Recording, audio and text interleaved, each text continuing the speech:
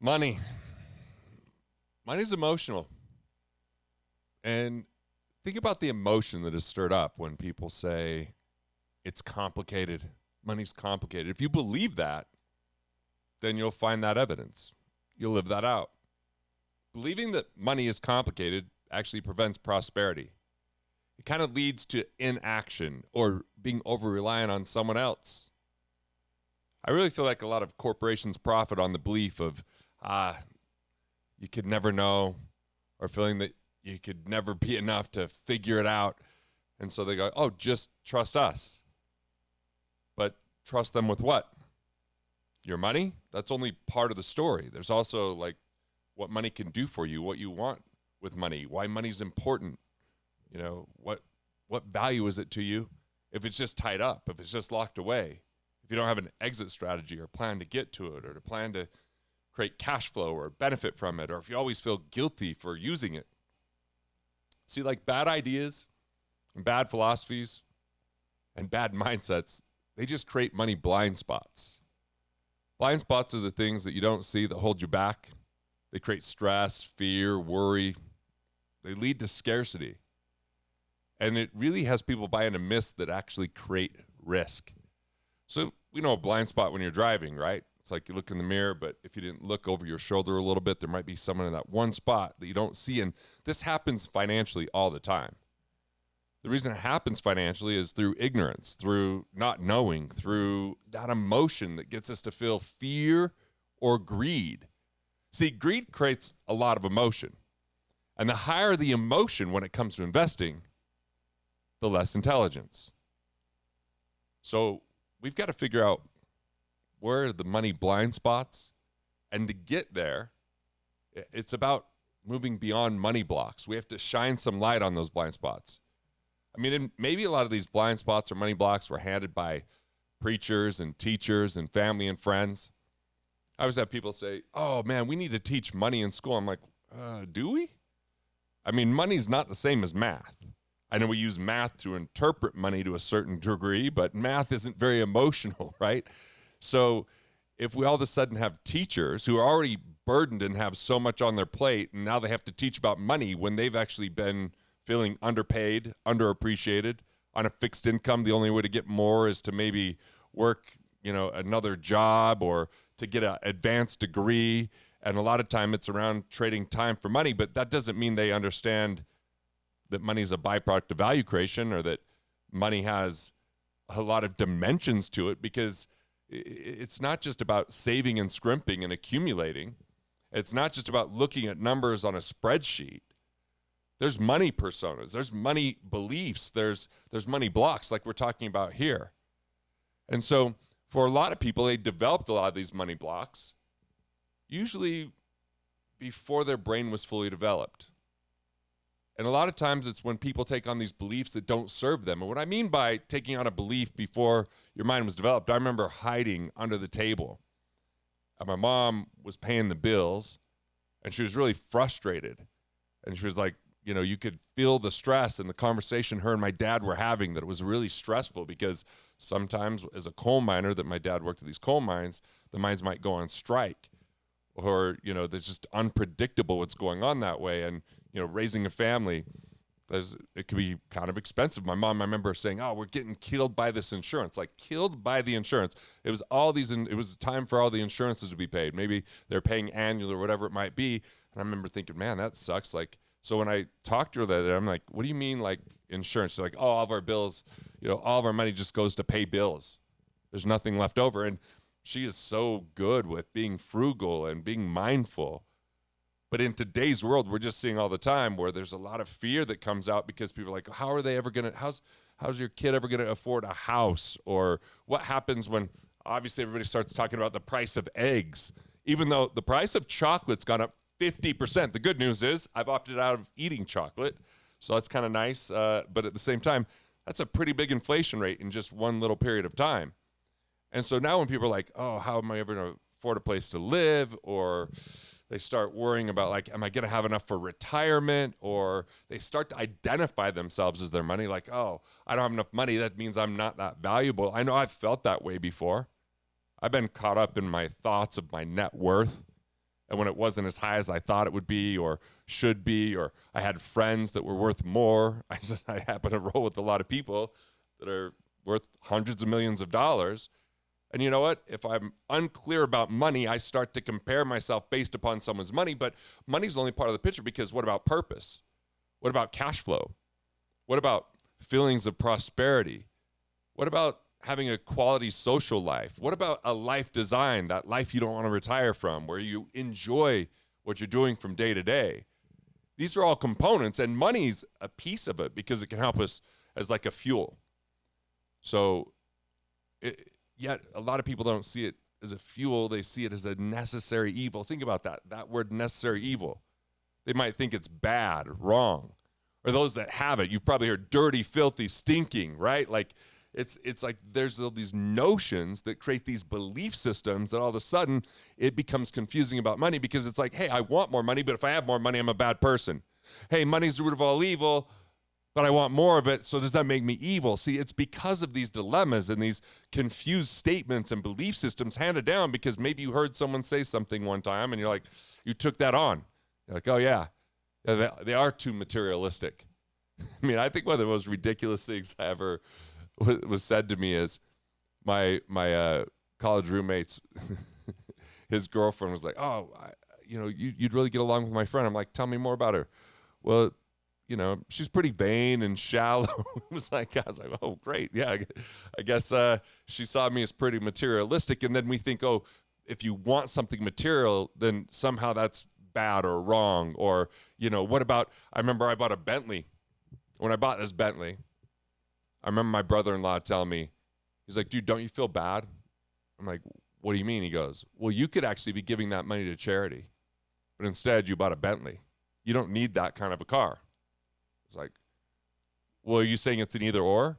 Either I don't buy a Bentley and have a nice car, and I buy something that I don't love, and then somehow I can just take that money and give it to charity, or maybe I buy the Bentley and I feel good about myself and I enjoy it, and it gives, and there's a way to, just still make more money.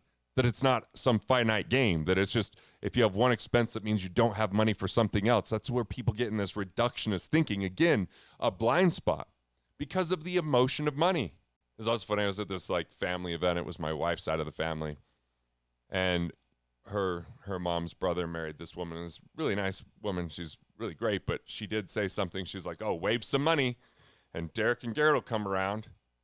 I was like, actually, I mean, some money, I'm probably not going to be likely to come around. This might not be worth it for me. But I remember like that was her belief system, that I just cared so much about the money that I would do anything for money.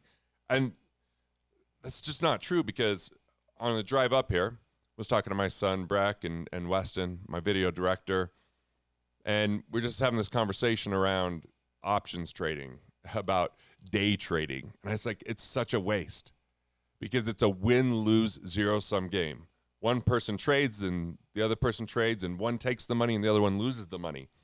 Like, what good does it do sitting around clicking a mouse all the time versus actually helping someone else and being a value creator? And so we just had this kind of conversation around that, is if someone's just going to chase the money, someone waves it, you're going to chase it. You might be chasing money at the expense of a better life.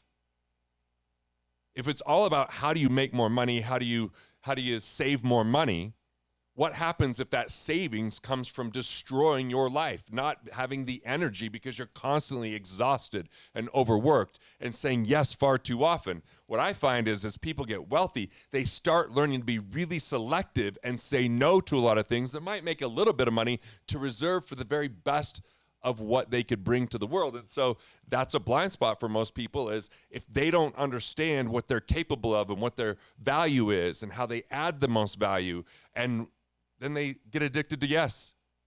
And then I learned this early on.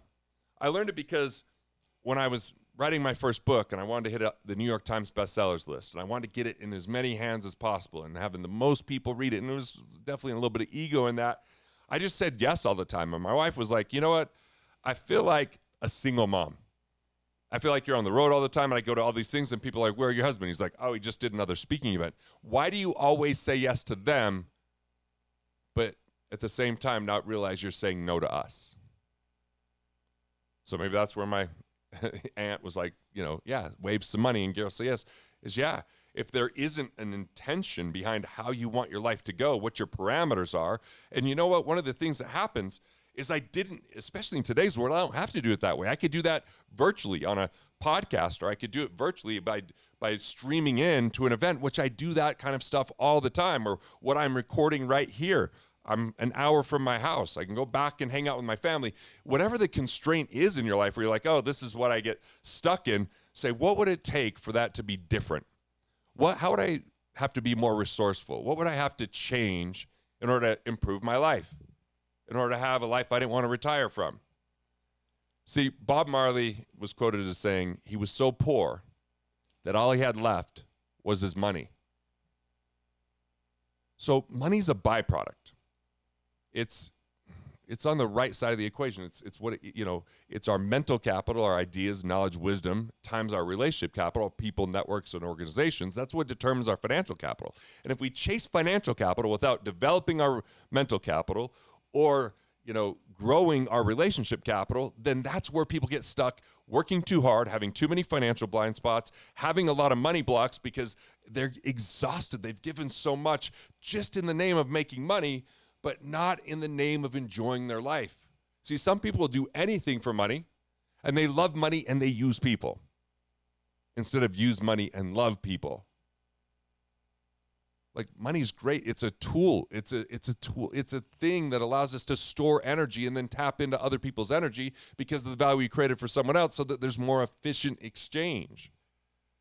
But if it's all about loving the money and then using people, that's where business can be frustrating at times, right? Because there are those people that are like sharks and that they like manipulate and they'll do whatever it takes to get the money and they put money above all else. And there's other people that are about integrity and they're about value creation and they're about collaboration and connection.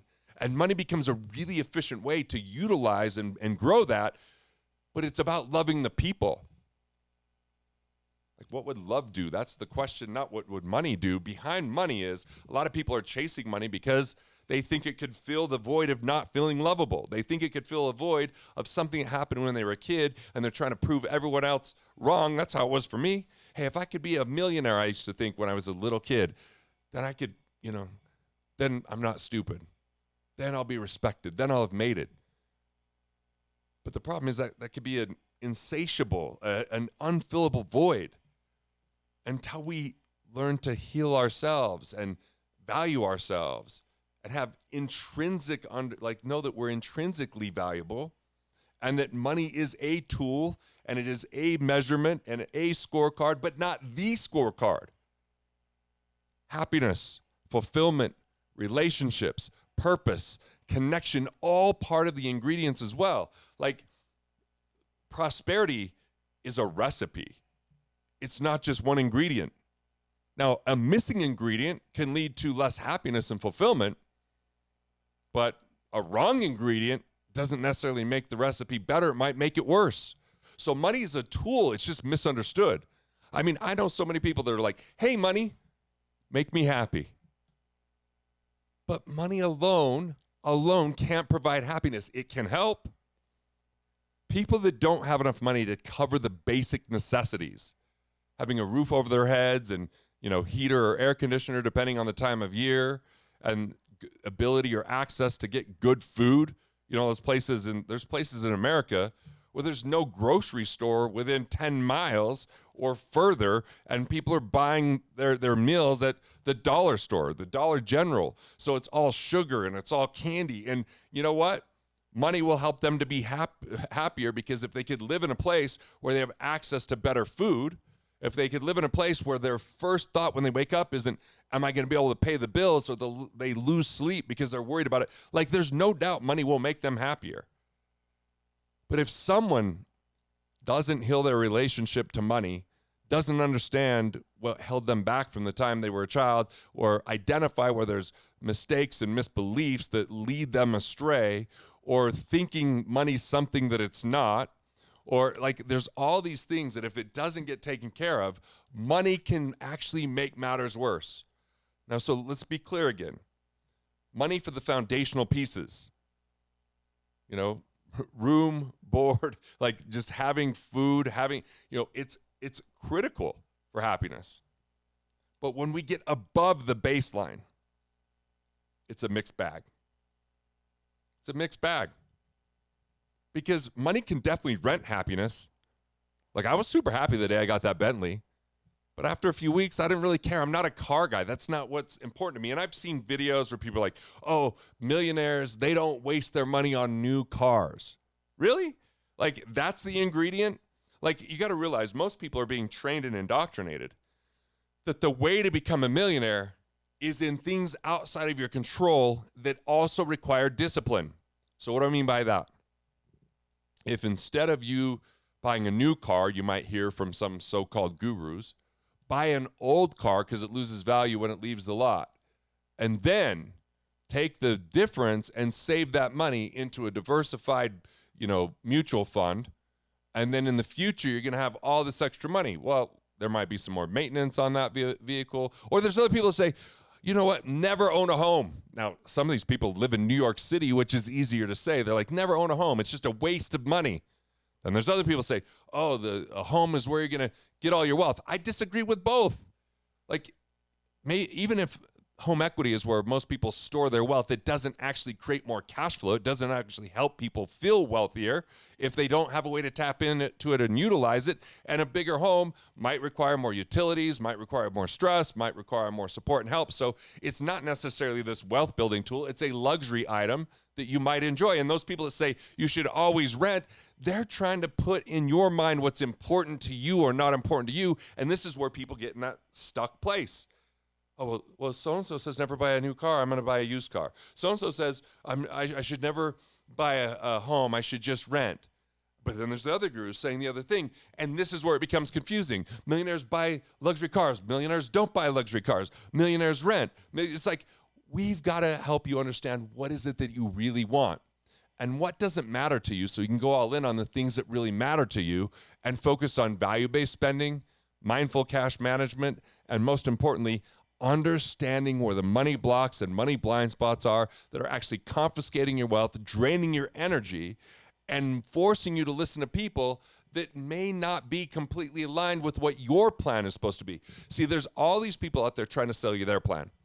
And look, I get it. I'm here talking, but this is what I'm trying to sell. Okay, first off, candidly, I am trying to sell books, but you don't hear me talk about them that often. I just want to add so much value that you'd inevitably be like, oh, I'd like to see what he wrote. Now, for other entrepreneurs, they're like, I could really use some support. I could use a financial team. I could use education so that I could really develop my plan. Yes, I have programs that do that. But what I'm doing here right now today is I'm helping to identify why wealth feels so confusing, why money seems so complicated, and simplify it and get to the place to what really matters for you to build a better life. I've tried a lot over the years. I mean, I believed early on the road to wealth was never spending money and just accumulating and setting it aside. Look, early on in my life, my first thought was, if I wanted wealth, it started with how much money did I have? Because I'd always heard it takes money to make money. It takes money to make money. By the way, that's what people say that want your money. It's also a defeating kind of thought process and a blind spot, because if it takes money to make money, like, well, where do you start? It takes relationships and ideas, value and exchange, but I didn't know that. So I became a miser, hold on to everything I got so I could set more money aside. Then I became more fiscally conservative, just wanted to save 50% of my income in a diversified portfolio. And then people would say, well, you got to take more risk if you want a higher return. That can't just be sitting in a savings account or a CD. So I started taking more risk. And the way I took more risk was, you know what? I got involved in IPOs and oil and gas and speculative real estate with development. Yeah, I was taking more risk. It was supposed to equal more return, but more risk means a higher chance of loss. But this faulty model of, hey, how much money can you set aside? How much risk are you willing to take? And how long are you willing to wait? How much time are you willing to wait? If you're willing to follow this model, then guess what? If you wait for 30 years, you'll be okay, they say. Well, 95% of people at age 65 do not have enough cash flow. They don't have enough cash flow coming in from their assets to actually cover their expenses. So that means they're not financially independent. If they stop working at age 65, 95% of the people in America are not going to live the same lifestyle. Yet everyone's being taught money times rate times time. Oh, you didn't take enough risk. That's why you didn't get there. Well, guess what? A lot of people took a lot of risk and they lost it all. Oh, you just have to wait longer. Well, how long do you have to wait? This is what's frustrating. Imagine that you have this money and over time it's kind of going up. You're like, this is amazing. And then you're 5 years out from when you're supposed to retire. And then a market decline happens for 2 or 3 years in a row. And now all of a sudden you have to come back. And then, okay, let's just say that using easy numbers, let's just say that you had $1 million on the day that it was, at its peak. But then let's just say over the next 3 years, it lost 30%. If we look at 2000 to 2002, it was a lot more than 30% over those 3 years. Or 2008 to 2010, it was a lot more than 30%. Well, now, 3 years later, you're at $700,000. Now, even if the market comes back and has an amazing year, even if it makes 30%, the thing is, you're not back to where you started because it's 30% of a smaller amount. It's only 30% of $700,000. Plus, you lost the 3 years where you had the 3 years losses. And so now how much longer does it take to get to that date of retirement? Oh, and by the way, the money's not spending as well because inflation is eroding it. Oops. Oh, and guess what?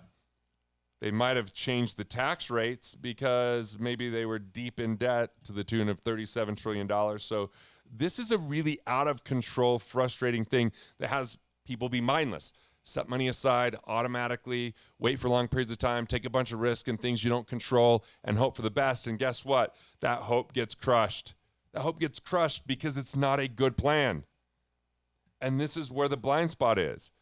Because, again, people can profit by ignorance.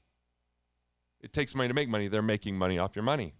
High risk equals high return. Risk means chance of losing. They're taking no risk. You put your money in, yet they're getting paid on it. Hey, just wait longer. Well, how long do we have to wait? And how much time and frustration do you have to experience? So, yeah, I mean, the philosophy matters. The mindset matters. It was such a blind spot for me to be like, oh, I just need to save more. And I'm married and we move into this apartment that's not that nice. And we're making six figures. And yet we're in a crap apartment that the utilities are high because it doesn't do a good job keeping the heat out when it's the summer or keeping the heat in when it's the winter. And so we're living in this little apartment, and I'm fighting with my wife consistently and constantly when we first got married because I was always like, what's our budget? I need you to help it.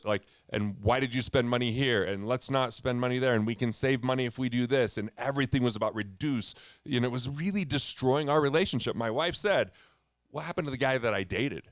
Because all of a sudden I went from being romantic and having fun and we're doing all these great things. And all of a sudden we got together. And I wasn't living in her parents' basement anymore, which I was living rent-free. I had a property I owned in Cedar City where we went to school that she was actually living in with my sister and another roommate. And so that was appreciating in value. But at the same time, I was so stuck in the scarcity, miserly mindset that everything was about how can I reduce money? Money was an obsession.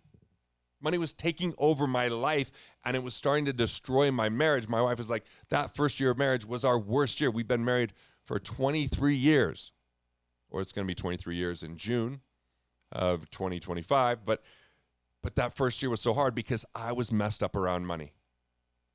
I had a faulty philosophy that if I could just have enough money, then one day we could be happy. If we could get $1 million saved, then we can have a baby. If we had, if we could make enough in a year that we could pay cash for a house, then we can get a house. I had all these things because that's what I was taught. That's what I was being told.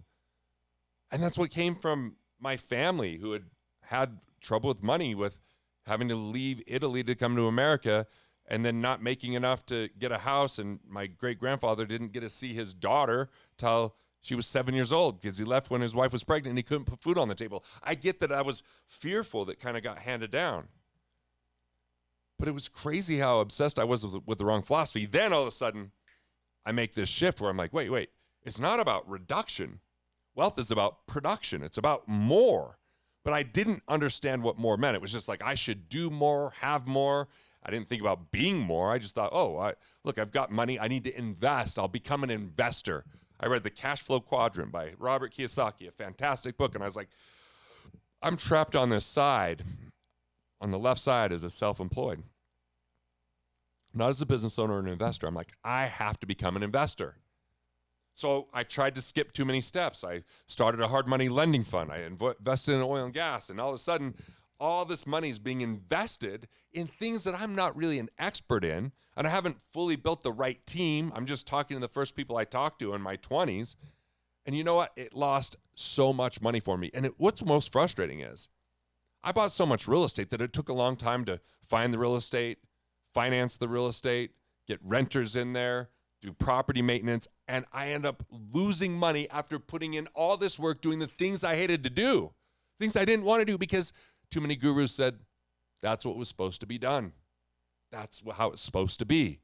Again, faulty financial advice, not looking at you, the individual and the person, and understanding where might you be in scarcity that's preventing you from creating the clear plan or path that you really want. Where are you more clearly in abundance, and what does that look like, and what does the best life look like for you now and in the future, and how do you prepare for today and the future so it's not just about one day, someday. And see, it's more, personal finance deserves to be personal. People have different money personas. They view money differently. Money, depending on the country you're in, it's different and how it's viewed and how it's handled and how it's taxed. And so money alone can't provide happiness, but it can help. So at a minimum, it can rent happiness. But the question is, can it sustain happiness? And if we're always listening to chaotic, complicated advice and not thinking about what we want, or thinking what we think isn't possible so that we don't try, or thinking it's too complicated so we just hand it to someone else, it's like taking the keys to our house and handing it to someone who might not. What if they're an arsonist? Like Wall Street, it's like letting, an arsonist run the fire department. That's what Wall Street's kind of like. So part of it's, let's look at your money mindset. Let's look at your life and what you really want. Do you remember your first memory of money? Do you remember your very first memory of money? Do you think at the time, did you think it was good or did you think it was bad? Did you think it was helpful or harmful? Easy or complicated? It was a mixed bag for me because I thought, man, if I make enough money, my family will never have to suffer like my great grandma did, or my great aunts, or, these, or even, my dad working in the coal mine. Like if I had enough money, I could provide. I could make sure that money didn't have to be a problem, that everybody in the family would be okay, and that I could take care of them. I could help them out. So I had this really great, beautiful intention that way. But I also had this I'm stupid. If I have enough money, maybe I can prove I'm not stupid. See, how we see money is entirely different based upon our upbringing or circumstance, our age or marital status. But I guess it all comes down to perspective. Like the difference between being frugal or being cheap, I guess it's just a matter of timing or who we're talking about. Like think about it. Like if someone's dating, they don't spend money, they're cheap. But if you're married and you don't spend money, maybe it's called frugal, right? It's like cheap. Well, if you go and buy that toilet paper that's so thin, it kind of like breaks and won't even pick up a donut, and it's like sandpaper on your ass. Frugal if you go buy that extra soft multi-ply toilet paper, but on sale. See, people value money differently, just as they view time or convenience differently. I'm going to go back to what is it about money that's important to you? So when you see someone rich, or someone's rich, do you see that wealth as evidence of value creation? Or do you see it as evidence of deception or coercion? Do you think that someone rich has taken more than their fair share? And part of the reason why people think maybe they have is if you look at the world or you look at money as a finite pie.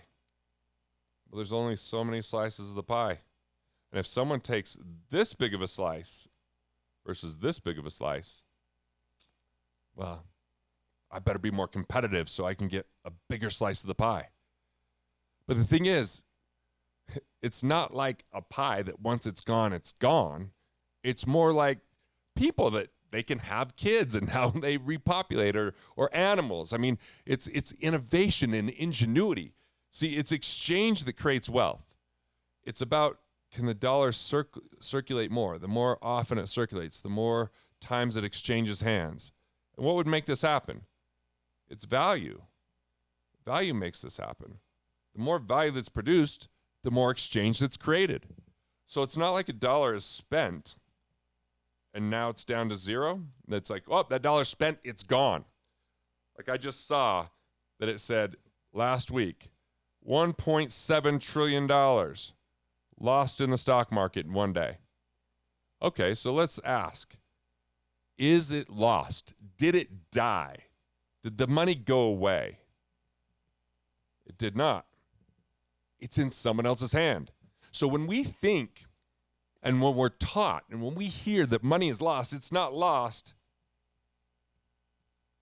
It's transferred. Money's transferred. Why would it transfer? Because someone's either has a more effective and efficient way to deploy it. They've added more value, so money is following that value. They've traded, so they went from owning a stock, they sell the stock, and now they have cash. But the problem is the person that just bought the stock with the cash, if it went down in value, would sell that for less. But this cash still exists in someone else's hands. Think of it how easy this is. Like if I went to buy this and it was $10, but all of a sudden this exact shape and this type of glass was something that was popular. There's a book that talked about tulip mania, where tulips were this commodity that people were paying crazy amounts of money for. Well, it's perceived value. It's supply and demand. If all of a sudden they're never making another thing like this again, people might be like, well, I want that rare thing. They're willing to pay more money for it. But then if you find out, no, actually, we just found a whole warehouse filled with them, or it's oversupplied, it goes down. It's just a supply and demand, which, by the way, is perspective and is value. So what determines our value is our perspective. It's linked. Some people love exotic cars. Other people don't care.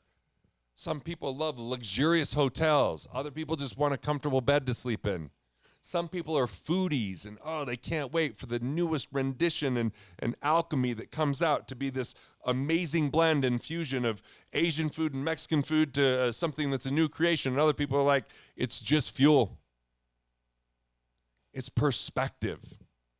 And when all of a sudden something's a social phenomenon, maybe you see your favorite actor wearing something and everybody all of a sudden now wants that specific thing, it's created demand. But demand is in the mind. Now, if it's demand for necessities, that's one thing. But I'm talking about a lot of time demand is preference. It's just, it's hysteria. It's I've got to have that because it's going to make me seem cool or think I'm cool. And it's like, and then I could show people. And again, going back to, and then fill that void of not feeling loved. Materialistic things have value, but not the most sustained value as people would think. Anything that's new typically is something you will show other people, and as soon as it's not new anymore, you might forget all about it. So my point here is, money is not lost, it's transferred. Money doesn't just go away unless you're one of those people that don't know your seed phrases for Bitcoin or threw your computer into a landfill and you had a lot of Bitcoin on there. Okay, maybe that stuff's gone.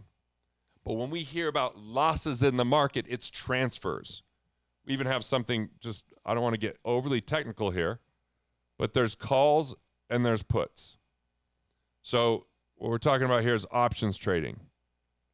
And when we have something like this, like if you've heard of anything like derivatives, or if you've heard of, like I'm mentioning here, like calls and puts, you might hear about margin.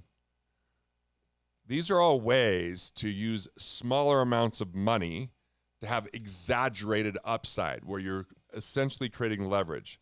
So how this would work is a call is you're buying some insurance or some amount of a call on something that you think is going to go up in value, like a stock. But someone else is going, no, I'm going to put money in thinking it's going to go down. This is the long, this is the short. Short is like, I'm shorting that stock. I think it's going to go down. When it goes down, because I bought the put, I'm going to get the money when it goes down. This is why day trading is a win-lose scenario.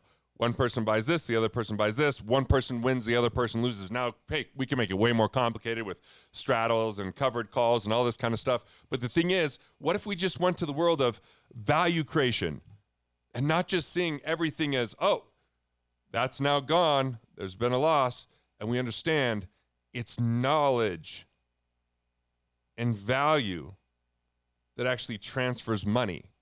It's not losses. People lose money when they recklessly spend or borrow to consume or get over leveraged in something they don't understand, or don't go back and understand their money blind spots because they're scared of it and they just want to hand their money over to someone and hope it goes well.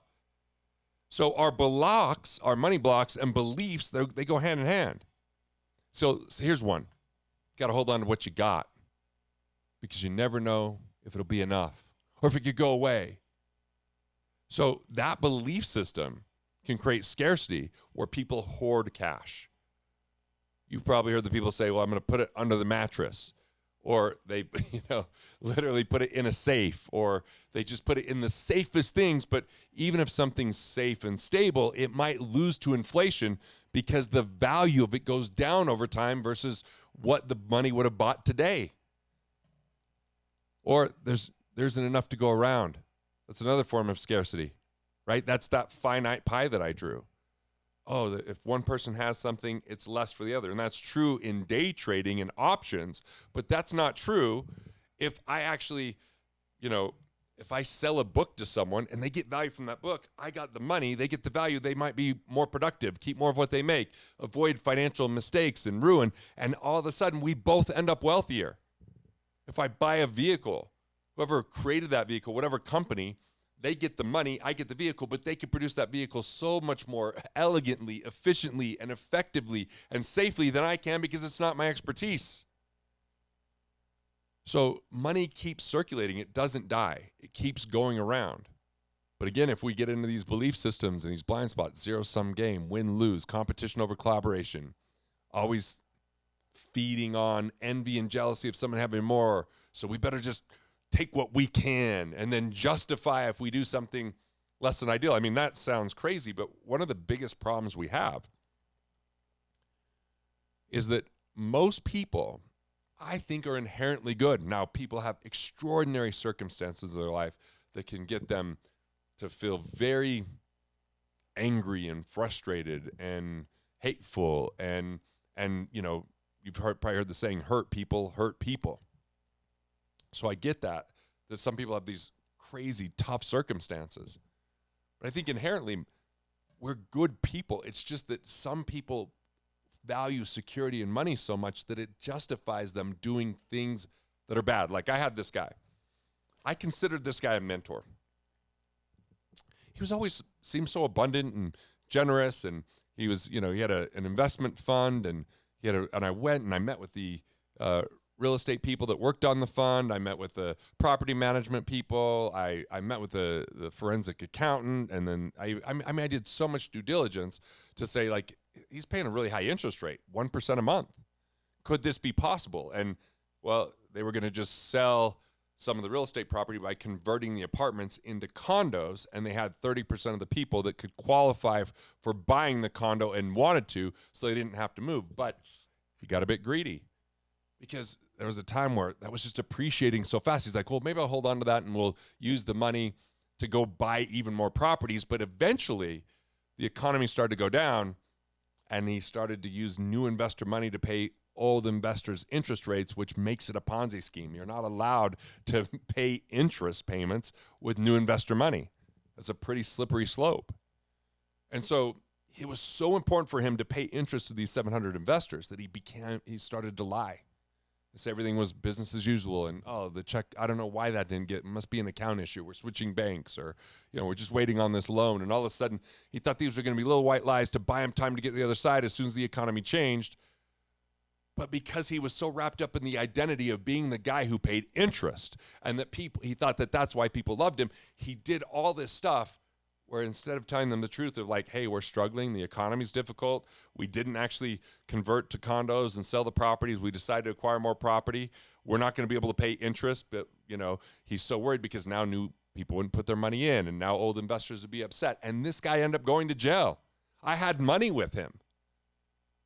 So it was a good person who ended up doing a bad thing based upon identity around money and what they wanted people to see them as. And this happens all the time, where people will work in a job where maybe they're not doing the best things, but they're so used to getting paid the money and they don't think they have other skill sets that they start to justify it away. I mean, think about it. Why would Monsanto exist? Because they've done some egregious things to farmers and they've destroyed our food. But if you work there, you might be like, well, I have to provide for my family, and we do so many things that justify providing for our family in the name of money, that it's part of why good people end up doing things that are not so good. It's a belief system. It's a money block. It's a blind spot. Sometimes people don't want to know the truth because they'd have to act differently if they did, so it's better to be in the dark. I'm not one that wants to be that way. Like, if I would have just been able to look and be like, oh, early on in my career, a 401k, pre-tax, if you're an employee, you get a match. That's free money. And this is so great. If I was willing to not question and be like, wait. The money's coming from an employer. That could just be income that they get. It's not free. It has a vesting schedule. It's going into the market, which goes up and down. It's not matching old dollars, only new deposits. The government controls these plans. Taxes could go up in the future and actually be worse if you delay your taxes. There's a myriad of fees, a lot that weren't disclosed back in the day. They eventually had to come out with laws that they did disclose the fees. And as I started to look, there's 15 major problems with these plans. I know people that put money in those plans. They get people to put money in those plans, and they sell their business for huge dollars because it's 12 to 15 times EBITDA. If you're familiar with EBITDA, it's a business term, earnings before interest, taxes, and depreciation. But they're getting these huge numbers because they're willing to sell it. Now, I know better, so I didn't sell them because it's not who I am. And sometimes it's a harder road to do what's right than to do what's rewarded. But I think long term is when we see where the real rewards are: purpose, enjoyment, fulfillment, connection, value creation, all those kind of things. But sometimes to get wealthy, it takes patience. It takes development of skills. It takes time for things to build. We don't always know when that's all going to happen, but we usually have these unrealistic short expectations as entrepreneurs, expecting everything to go according to plan. And it doesn't always go according to plan, but that's where we learn our lessons. So let's go to another one of these money blocks and misbeliefs, and it's, I'm not worthy. I mean, a lot of people, it cuts deep. So many people struggle with this one. I know I have. Hitting a limit, sabotaging success, not asking for what I wanted, not being able to receive. I mean, for you to really win, you have to be able to handle some losses along the way. Like right now, I want to have more people promoting my books to their list of past clients and good connections. And so I just have to reach out. And sometimes I haven't talked to them for a while. So that's like my little scarcity mind. But I'm like, no, I'm just going to go for it. I'm going to ask. So you have to feel worthy enough to ask, but sometimes people say no or they don't respond. You have to be willing to put yourself out there. Most people only go with what they know 100% is guaranteed to ask, because otherwise they don't feel worthy if someone says no, or someone says, I don't think so, or just doesn't respond. I'm not worthy is a really hidden factor in so many people's lives. They might not ever say it that way. Like for those that have been around long enough to know Wayne's World, the I'm not worthy kind of thing.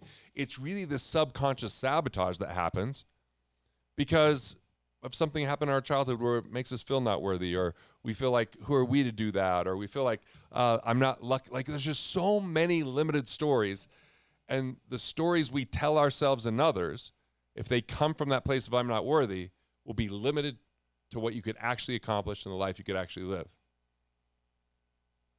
Are you willing to ask for support? Are you too often people pleasing when you don't really want to do something because you're trying to earn favor? Or are you comparing yourself to others? Maybe even others less fortunate so you can feel better about yourself. But then when they're more fortunate, and they blame it on luck. Instead of seeing greatness in people or acknowledging them, because just because someone else is great doesn't mean that you can't be great. Like, I'm not worthy is usually fueled by guilt and shame, and it really repels wealth. It removes possibility. It destroys abundance. That's one of the things. And if you find yourself not following through on your wishes and desires, it might be that you don't feel worthy. Where did you create a false belief when we were young? Right? Is there anything about success that scares you? Do you think it will take too much or cost too much? Or that you wouldn't be able to continue on and be capable of it? Or that you'll be around people that will take advantage of you? Or you don't want to have that level of attention because of the negativity? I mean, what are the stories you're telling that sabotage yourself to justify you not being worthy?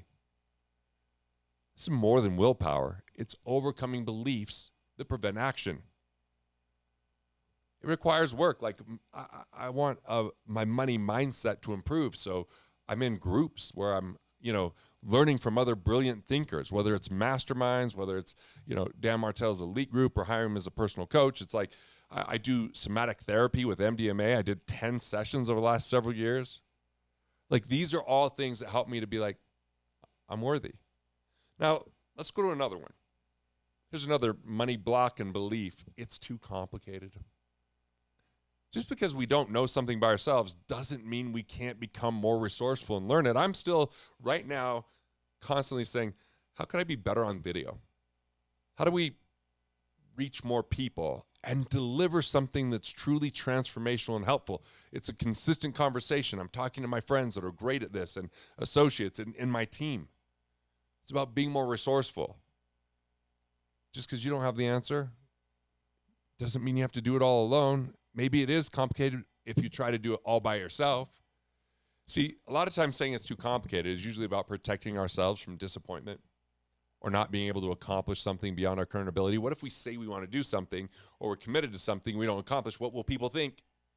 This is why I just got to say, it's really fortunate that I've got great people in my life. Like my wife, she's okay if I dream big and we don't quite fully hit that dream.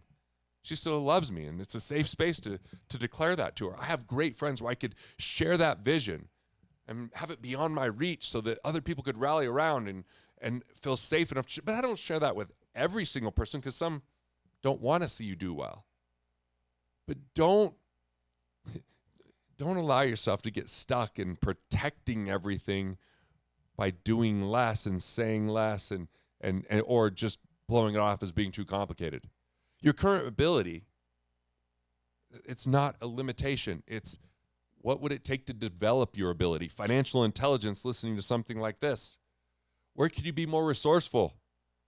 Other people's time, other people's money, other people's ability to accomplish something beyond what your current capacity is. The call I had just before this, we had 9 people on this, and it's about 14,000 people in the financial business getting access to what would the Rockefellers do so that they could learn, and then 500 of them being able to license that so they can have a forward for the book and put it in people's hands so that we can help people manage risk, have access to capital along the way, create a legacy, change the conversation to be one of just financial transaction to one of financial transformation. Like that came because Michael Scoville's like, dude, I'm going to help you out. And he came to the aid with his connections, his ability. He put in the time, right? So if I had such a big vision that I didn't have the capital, it's not just the capital I have, it's who would find that a place they'd want to deploy their capital. See, but you got to create the vision. You got to create the container. That's going to tell you what to do and what other people, what you're up to and why to be involved. You've probably heard the story before of like 3 bricklayers are asked what they're doing. The first one says, I'm laying bricks. The second one says, I'm building a wall. The third one says, I'm building a cathedral. Bricks is activity. It's relegated to, in the moment, the most myopic, simple, yet boring thing possible. A wall is a little bit more expanded. It's a little bit like zoomed out so you can see a little bit more. You can have a little bit more of the picture, but a cathedral is you've zoomed away all the way out. That's the vision. That's the container. That's the why. Nobody just wants a brick somewhere. It's a cathedral. So it's beyond activity. It's creating a vision so compelling you would dedicate your life to it. Something that speaks to you so that even when it's difficult, the vision's bigger than the problem, so you have the motivation to move forward.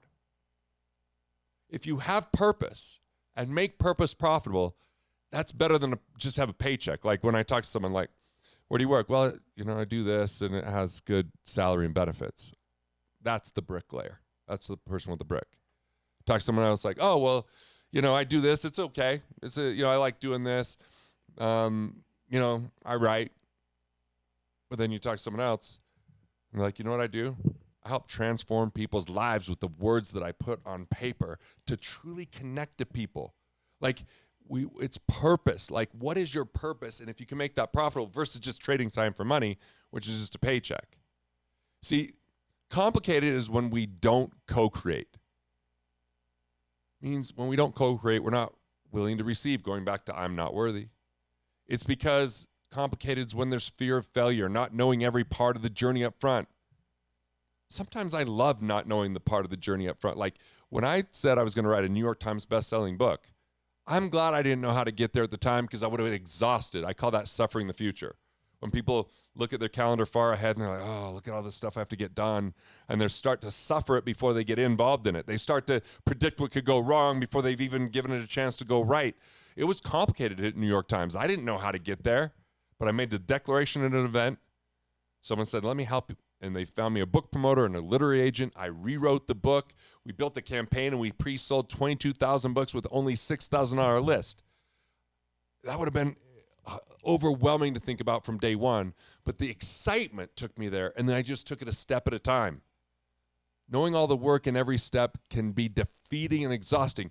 If you think you have to know it all, you'll never get started. Every journey begins with one step.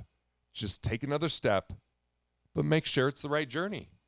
That's the vision. Is it the right journey? If we're living our life just to appease someone else, if we're living our life feeling it's complicated, it's no fun, I don't enjoy it, it's not what I want to, like when I want to do a comedy special, it didn't have to motivate me to go work on my comedy every day. I loved it. I loved the writing process. I love telling a joke for the first time. I love the rehearsal process. I love getting other people to laugh and say, have you thought about this? Like I fell in love with the process.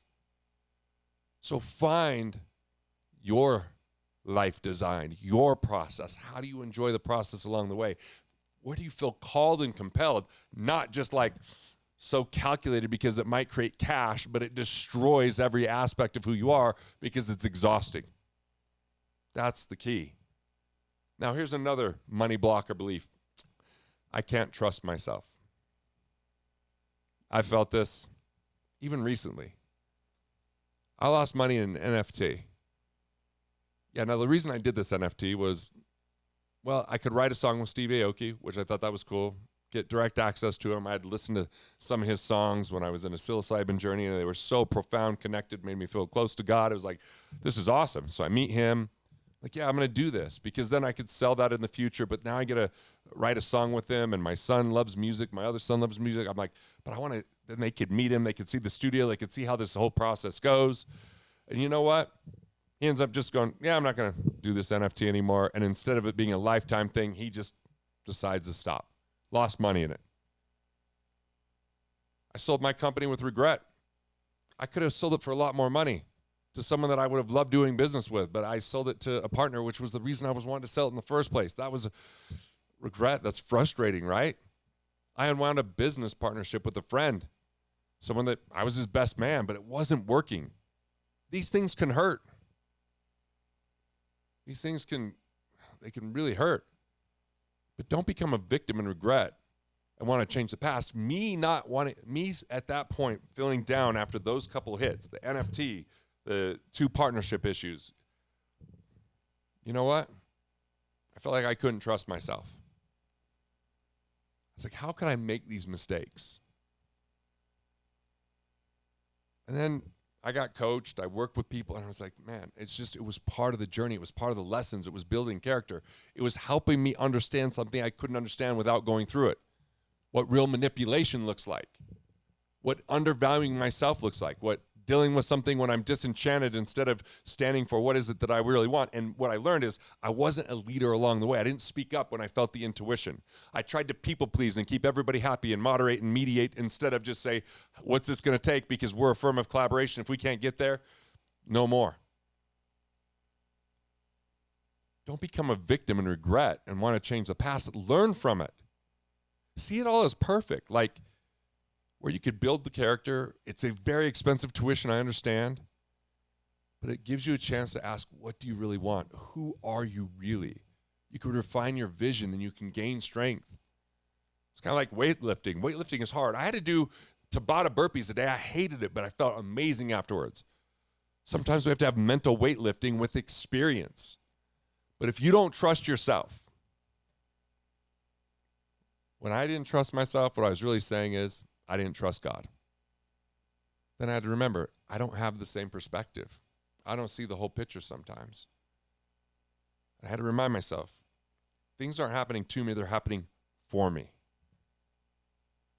What if this very experience that I went through with the NFT, with the partnerships, what if I could see those as divine and perfect just when I had time, when I zoomed out to a different perspective?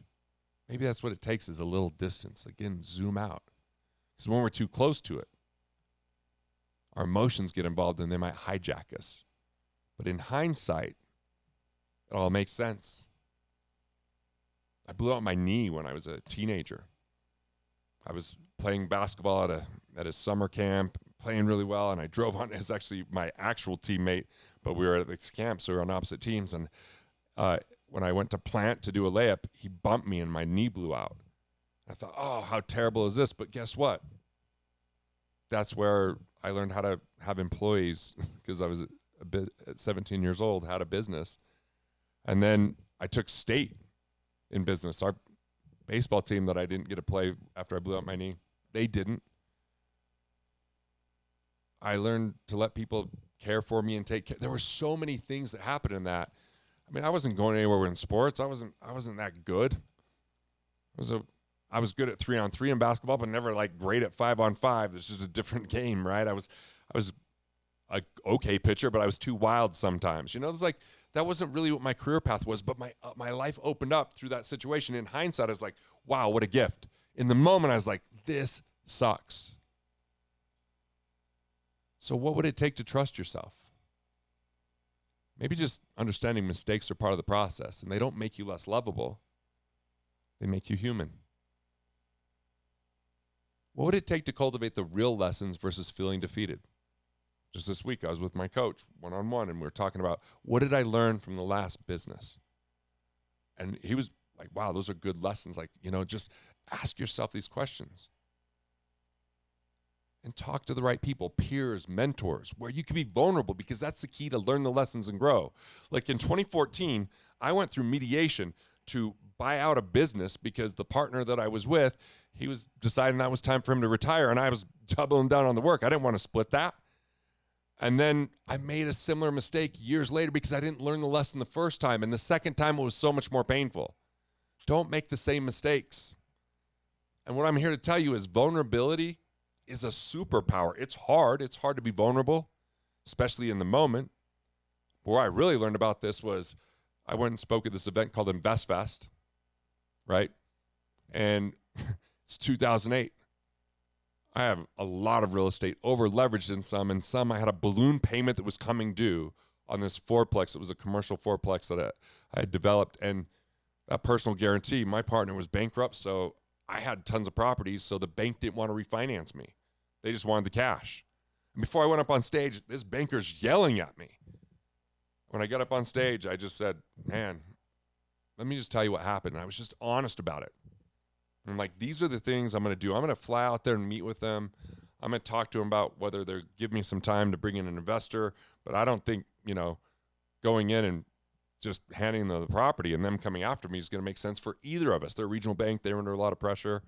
I'm like, could I get a modified loan where I can make certain payments? Is there like, I went through the options and talked to people. And then I just told them like the struggle and what I was going through after having 10 years of just growth, that this was the year that it was starting to like really lower in revenue, and I wasn't sure exactly what to do. I was really open. And guess what? I said, I'm handing out a form, but if anyone else is in difficulty, just cross out the number, put whatever number you can afford without going on a credit card, and I'll hook you up with everything. 100+ people lined up to talk to me, hug me, and the event planner was like, well, that was cool, that authenticity tactic. I'm like, tactic? It was just real, and it allowed me to connect. You know, when an Aoki thing happened, I got an email. I told my wife that day, hey, I know we're going to sell this for more. We just got this news.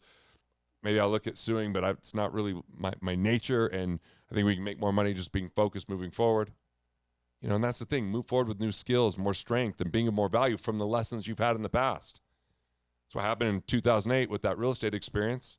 I learned how to help clients exit bad real estate deals. I learned how to do auctions because I had done an auction and my own auction through seller financing on a Vegas property I had, fractionalized ownership where they could have multiple owners of one property, Airbnb, short selling. I mean, I learned so much through those tough experiences. And I remember I had someone with a huge real estate portfolio that they were able to get out without declaring bankruptcy, and without the knowledge I gained through my own situation of not declaring bankruptcy and getting through it, gave me the expertise to help them. So find the experts, but utilize them. Don't rely on them. Utilize them. It's too similar to like, can't trust myself if you just hand it off. That's relegation. That's not delegation. Discover your investor DNA. That's part of the answer. DM me on Instagram, Investor DNA, Garrett B. Gunderson. We'll hook you up with the Investor DNA workbook so you can discover it. That's going to help you determine what to say yes to and what to say no to. Most people say yes to distractions disguised as opportunity, and it robs them of time, peace of mind, and prosperity. It's about build a team but stay responsible. No one's going to care more about your money than you. So if you over outsource, that's a good way to waste money and limit productivity.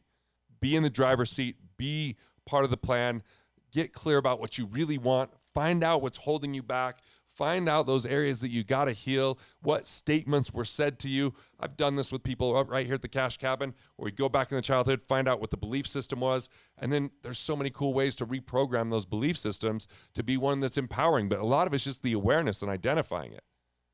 My wife's done this thing called timeline therapy. She learned in NLP. I did 40 years of Zen, which was really cool on reprogramming the brain. There's other programs like that.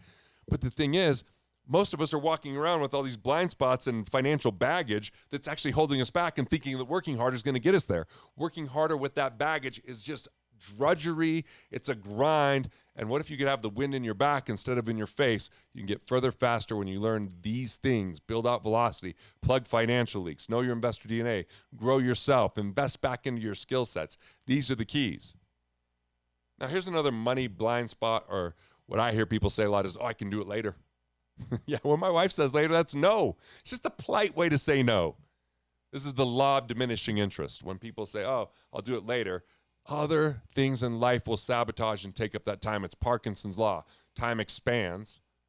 And if they don't have, like, is basically if you give an employee something to do Friday by 5, they might start working at it Friday at 4 because they still have a lot going on in their life and they get busy unless they carve out the time. So you've got to carve out what's important to you, but you got to be willing to face all these excuses that have probably been holding you back. Excuse of I don't have the time, I don't have the money, I don't have, not right now, I need my wife's permission. A lot of these things are just trump cards that people have been playing to not take responsibility for their prosperity. So what would it take to break through and break free from those chains and stop breaking your word to yourself? That's how you lose confidence. It's time to dream big. Act now. Take small actions that build momentum. Set up a structure for success. Look at your calendar. Does it match the desires and the life that you want? What you really want to live? What are your escapisms? The subconscious sabotage. When things are going good for you. I listened to the Big Leap, and it's like that whole book's about, you know, things go good, and then there's like this psychological sabotage that comes from the subconscious to be like, well, what if you die? Or what if this doesn't work out? And it's like all of a sudden, It has people play smaller, it holds them back. And so what have been the excuses that you've said far too long? You can't trust people. You got to do everything on your own. If you want something done right, you got to do it yourself. You know, it's a hard time. The market's bad. The wrong political party's in. All of this bullshit that keeps people from living their best life. Look, most great things take time. And if things we did in the past didn't pay off quick enough, that creates that later limitation. What's worth it? Like I was listening to, Jerry Seinfeld and Larry David talk about how much work they did and how much time they spent in those early years to build the foundation for what became so much greatness. But no one saw those early reps. No one understood that early work. It wasn't guaranteed that it was going to work out, but they found that the win was in the work. It was something they could dedicate their life to. So when you're telling people later, what do you really mean? Do you really mean no? Say yes or no in life. Stop with this later. Face the fears. What are you afraid of? I mean, what happened in the past that has you say these things? Just ask yourself, what can I do today?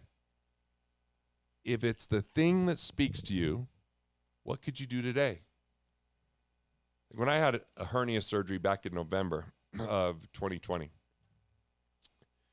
was thinking at the time, like maybe I would do a comedy special, but I was like, I don't know if I could do it. When I had that hernia surgery, I had some downtime. And I'm watching the Zen Diaries of Gary Shandling. And I was just like, man, he had some of the same insecurities and escapisms. And I was like, all right, I'm going to go for this. But all I had to do was this 4-part process. Who's going to be my co-creator? So who am I going to work with on a daily basis to work through this? Who's going to be, who could what do I have to eliminate? What do I have to eliminate? Okay, if I'm watching TV, it's because I'm watching comedy, because I love comedy anyway. So it changed that habit. No more listening to sports talk. There was just certain things I eliminated that were absolutely going to sabotage me being able to do this comedy special. Then I was like, what do I need to delegate? What's important still needs to be done, but I'm not going to do it anymore. And I did that with The Office. And then where do I have collaboration? And that collaboration was bringing in a world-class team to film the special. So like that 4-part process helped him, but it was having that downtime and that hernia surgery that got me to think, like, what do I really want? And what's holding me back from it? And then seeing, oh, it's all these excuses, and everybody would understand because who could do a comedy special and get on a streaming service? That's such a rare thing. That's too impossible. Like there's so many people that back you up with your excuses. Who would say that's just an excuse? Bullshit. You should go for it. And another money block, and another one is this: I don't have the time. I don't have the time, really. It's always these 3: time, money, ability. These are self-sabotaging excuses. These are the lies that keep people where they are. If you're afraid to invest in yourself, because what if it doesn't work out? It's on you. Easy to give our money to someone else. Where do you want to increase your quality of life, your skill set? Results are your responsibility. It's time to take a leap of faith on you to get past what you're afraid of. The way we get past those is we take action. We speak something into existence, and we commit with the right people to help us get there. What would it take to find the time? What would it take to find the money? I talked to someone yesterday. We had a great call, save them a ton of tax. And they're like, it's funny because they said they didn't have the money right now, but I was like, oh, they told me about these hundreds of thousands of dollars in cash value they could easily tap into and immediately get that money back and a lot more if they were to, hire me and come to the cash cabin. But it's just like, a lot of times it's like a blind spot where I don't have the money, but they have retirement plan money, investments, savings. But sometimes we compartmentalize that, and that prevents us from investing in ourselves. See, numbers on a piece of paper sometimes compete with skills in our life, our mind, our vision, our ability, because we see a balance sheet, our assets versus our liabilities, right? And when we want those assets to go up, we might see investing in ourselves as a liability that could start to make that number go down short term. But what if you had $1 million, and by taking $100,000 of that and investing in yourself, so now you go down to $900,000 on the balance sheet, so it looks like you've lost $100,000 of net worth, minus $100,000. But what if this $100,000 you invest in yourself allows you to increase your income by 10%, decrease the outgoing expenses that aren't efficient by another 10%. If you're making $500,000 a year, we're talking about taking care of this $100,000 the first year and then having it continue to pay dividends year in and year out. So it's about you put money in you so you can increase what you make or decrease the inefficiency that is confiscating your wealth and where the money's slipping through the cracks. Yet a lot of times it's hard for us to think of that as an investment because we think of investments as stocks, bonds, right? We think of it as real estate. We might even think about it as, Bitcoin or different things like this. Seldom do we think about it as developing our balance sheet. So there's two types of balance sheets, okay? One balance sheet, that's up here. So there's assets and liabilities. So 1 and 2. So underneath is what's called our human life value balance sheet. Our human life value balance sheet is everything that we have in our brains that allow us to create value. So anything from our skills, it's even the relationships that we've developed because that's part of the process as well. Skills, relationships, EQ, IQ, right? Our emotional intelligence, our intellectual, all of that. That produces our assets. So when we deploy that, that could turn into businesses, maybe books that we write, maybe the knowledge of buying Bitcoin, maybe, buying the right type of real estate and be more profitable with it. People that don't develop what's underneath, this is the iceberg, this is where most of it is, don't build the mountain above. This is the key is you've got to develop these skills. And it might mean that you have to deploy some of the cash to get there. This is why most people don't do it. Because we've been indoctrinated that wealth, again, what is it? Money times rate times time. Well, if we take that money and we don't save it, and we don't wait a long time, we're going to lose the time value of money. But guess what we're really going to lose? Our human life value, which is the source and creator of all this property value. This table was created by someone's mind and then the actions they took from that idea. This microphone, this iPad I'm writing on, this remote, this cup, all of it started as human life value that developed into property value. Yet we're trained, and this is why people stay in the middle class or worse, is they're trained to focus on only the byproduct, only on the mirror, not what's underneath it, not on the skills, but on what the skills could produce. And then they try to copy or hand off all of the things here on the property value balance sheet to a so-called expert, neglecting building their own expertise. Numbers on a piece of paper compete with skills in our life, our mind, our vision, and our ability. And ability can be developed through knowledge or hiring, but people are afraid of not performing, not hitting the goal, so they minimize possibility. What if I say I'm going to do it, and I put everything into it, and it takes longer than I thought, or it doesn't work out? What if I didn't hit New York Times when I said that? It wasn't going to happen if I didn't say it, and I just went into isolation. It was speaking it that allowed other people to be resourceful and help me out. And to get there, I had to develop my human life value skills, become a better writer, become a better marketer. I invested in other people that understood this to develop it myself. Miracles and magic happen when we speak something into existence. When you get resourceful, when you ask better questions. Like my son Breck, he's such a stud, 19, turning 20. I mean, at one time he had auditory processing things and, some of his language was delayed and, he kind of struggled, was in a social group when he was a really little kid. And we didn't know what to do.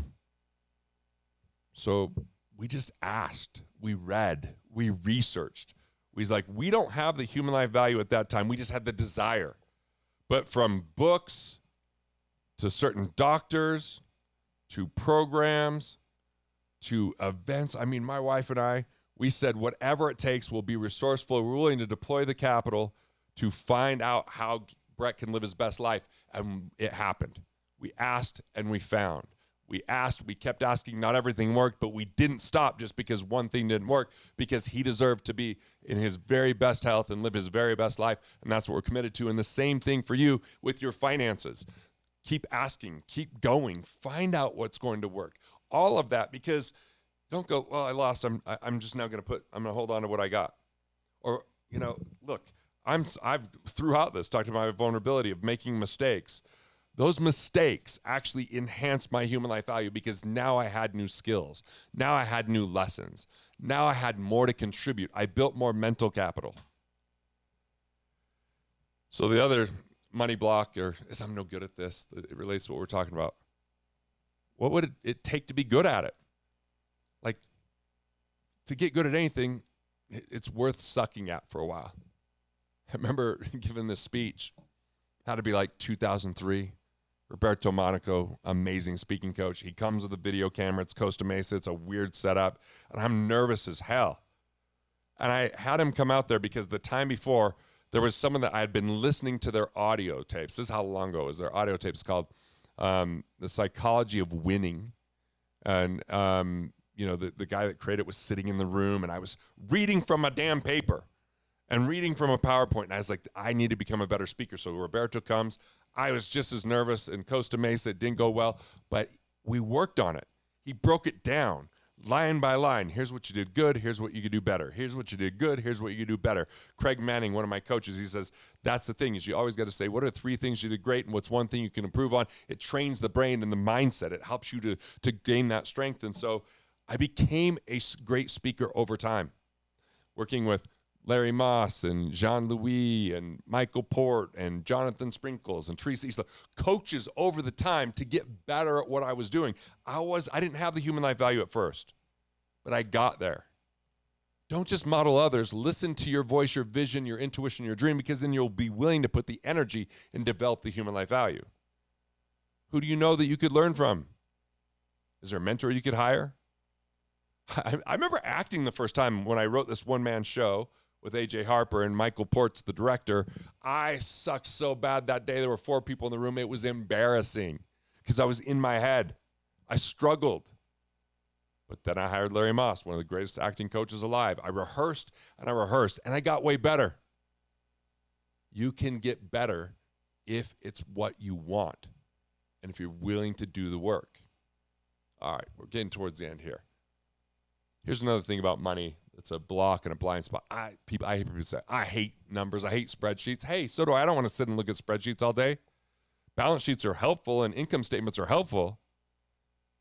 But if you could understand money as a concept, as an efficient tool to exchange with one another, as a byproduct of value creation, and an understanding it's man-made, it's a snapshot in time. It accounts for value created in the past up until the point today. But your bank account doesn't determine your destiny or your potential. So have someone that can help you look at, like when I was 15 years old, Patty Rigby helped me sit down and go, we'll create an income statement and a balance sheet for your little Garrett Gunderson's car care business. And I learned with really small numbers, but I learned the basics.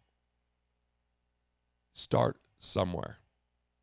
Understand part of the language of money includes math. You don't have to be stuck budgeting in spreadsheets. There's mindful cash management. Pay yourself first, differentiate your expenses, destructive, lifestyle, protective, and productive. I have a lot of content you can search for on that. Follow me on Instagram, Garrett B. Gunderson, and just go through those videos. Learn mindful cash management. Stop thinking about money being something that's always far out in the date. This is one of my biggest problems with compound interest. Ooh, I did say problem with compound interest. That might be a money block for some of you. I know you've been told that Einstein said it was the 8th wonder of the world. He did not say that. He said compounding numbers. It's misquoted. It was Security National Life in the 1920s that misquoted him. It's not the best process because it's about set it and forget it. It's one-dimensional. Just reinvest instead of create velocity. See, if you have money that's invested and you grow that through compound interest, if it's not sheltered from a tax perspective, you also create compounding tax. And the thing is, compounding tax will completely destroy the amount of growth in an exponential way. I'll show it on a different video. I mean, even if it's 20%, it's amazing the difference of paying tax and not having to pay tax, like if it was in a Roth as an example. But the other thing is, it's not really creating velocity for you. Velocity really comes down to being more efficient. So velocity is simply GDP divided by money supply. So this is the output of an economy divided by the money supply. That tells us velocity. How many times did dollars exchange hands? The more velocity, the more times it exchanged hands, the more wealth there is. Well, in your life, it's simply your output divided by your input. And we're taught to destroy velocity in finance. We're taught budgeting destroys velocity. It's cutting back, it's reducing so someone else can velocitize. So I'm saying, how do we keep input fixed and increase output? Efficiency is the first one. Stop tipping the government. Don't overpay on interest. Find non-performing fees inside of your investments and reduce and eliminate those. And structure your insurances where you transfer catastrophic risk instead of transferring too much money for things that don't matter. This is like 10% or more of your income just with those 4 I's: IRS, interest, investments, and insurance. So that's one way. But the next way is the game changer. Expand your means. How do you keep input fixed and increase output? That's called productivity. That's called profitability. That's called leverage and scale. That's growing a business. That's having the right team. That's having the right vision. Vision's probably the thing that scales it the most. But if people tell you to live within your means, you can cut back and that'll help you live within your means. But I'm talking about expand your means. That's how you can actually spend more money, is expand your means, add more value, make more money, solve bigger problems. So what this really comes down to is you've got to invest in yourself. You've got to be clear about what a wealthy life looks like for you that's independent of net worth, that's focused on cash flow, not just net worth. Because measuring net worth, I get in play not to lose if I'm looking at net worth, or I get too much in play to win. I always want that number to go up. But what if it's a time or a season that it's time to grow the team, or it's time to grow myself, or to really go all out and invest in a bigger way? That means that it might take time for that to pay off. That's where people get stuck, in the savings accumulation mindset instead of in the growth mindset. See, instead of just wealth equals money times rate times time. Money times rate times time. It's velocity, right? It's your output divided by input. But what if we had a longer time horizon here? Then what I'm saying is, invest in the skills. Invest in your skills. Invest in your team. Invest in building out a vision. Invest in people, process, and procedures. Meaning automation, artificial intelligence. Like, what is it that's going to allow you to be able to put more money into the system? First, make more money. Then keep the money you make by being more efficient. Then grow your money with investor DNA, but always, always grow yourself. Identify these blind spots. Get past the money blocks. This isn't an either or, it's an and conversation. Net worth without cash flow is worthless. Not quite worthless, but worth less, right? But it's not as useful. We've already said money and math are not the same thing. Wealth is more about the words we speak than the numbers on a paper. Numbers help us interpret. They keep score, but it can take time to develop. But again, money's not math. We've talked about what money is. It's a byproduct of value creation. So this is all about removing the money blind spots, the money blocks, so you can be more transformative, a value creator in your life. So you have the willingness and the intent and actually the desire to grow yourself in the ways that you want to grow. Know your soul purpose, S-O-U-L. Soul purpose are your values, abilities, and it's really your passions for the highest context of living. So invest in your soul purpose and then have the growth come from that. I'll conclude with this. Had a friend I got introduced to when I wrote Killing Sacred Cows. I went and met with him, had a beautiful apartment and a penthouse in Chicago. They did a few videos talking about how great this was for them as well, but I'm their trustee now. And they had an amount of money that was insignificant compared to their overall net worth in the stock market, in a 401k. But it was creating most of their strain. And so they started reading Dave Ramsey and David Bach books. And most of those books were about put more money in the market and reduce expenses. Well, they travel half the year. They had tons of money. It was actually the exact wrong advice for them. And I said, well, look, you're investing in things you don't know, but I got to know them. They know a lot about wine. They know a lot about art. They know a lot about beautiful home design. But they knew about building a brand since they built 3 of them. And one of those businesses is so phenomenal. It's promoted everywhere today. It's something I've gone through. It's so great that people are telling them to abandon it and just put money in these other things. They've grown that to being 9 figures a year of income. 8 figures. It's an 8-figure a year business of income. Then they built a second business that is now, it's could be worth 9 figures soon. It's on its way there. Instead of these things they had no control over. And they had less stress. When the market went down, they weren't as worried about it because they had control over the businesses that they had created. Now, we created some stability, and they had some really good tools even before I met them with cash value insurance. And it's something that they utilized over time, but I showed them how to utilize it properly. And now we're talking in the deep legacy conversations as I fly out to meet with them next week. So, look, hopefully you can see where the money blocks are so that now you can shine a light and break through them. Not avoid them. Not hide from them. Go right through them, bust through them, so they don't have to hold you back anymore. Grow yourself, and everything else will follow. Build the life that you love, and design the life that you don't want to retire from.